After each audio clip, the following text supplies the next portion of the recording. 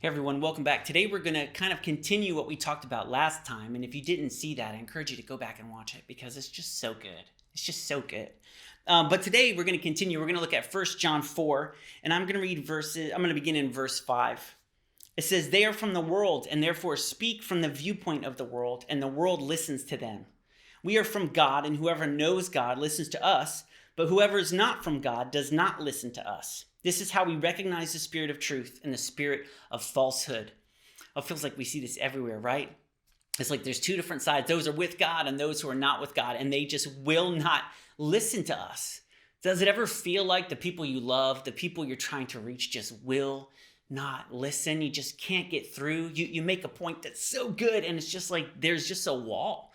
And when John's writing here, you have to wonder, like, he says they won't listen to us. They're from the world. They will not listen. And we could actually look at this and say, well, then is there any point in talking?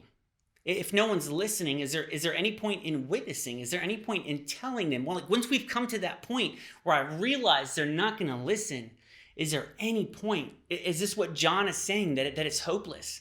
That maybe they're out of God's reach. They're never going to listen. They are out of God's reach. Well, that's not what John is saying, but I think sometimes we feel like that, and we stop talking because we're like, it's just hopeless. They're just out of God's reach.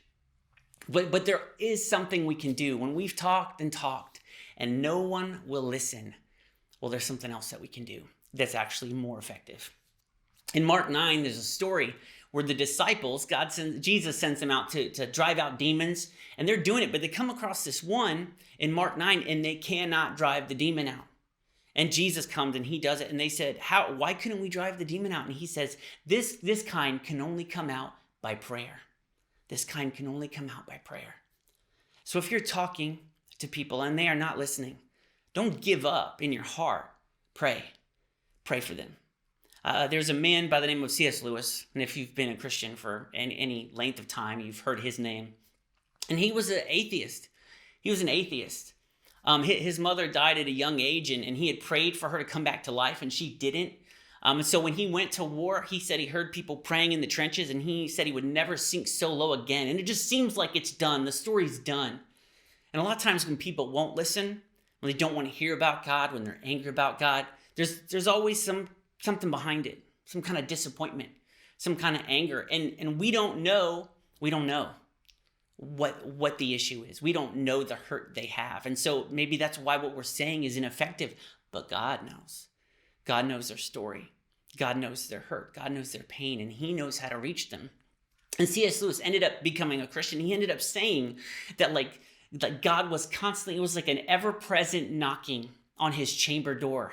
One that he could try to not listen to, but it was always there. And I just want to encourage you, if you've been trying to talk to people and get them saved, or you want them to know the love of Christ and it just seems hopeless, just know that God is an ever-present knocking on their chamber door that will not go away. And they can try not to listen.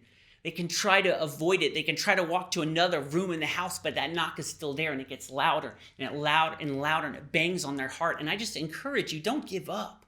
Pray. Sometimes this hurt can only be driven out through prayer. And so get on your knees for these people, because they may not listen to us. But God's voice is so much different from ours. It's so much more soothing. It's so much more powerful. It's so much more authoritative. And it has the power. The voice of God has the power to change anything.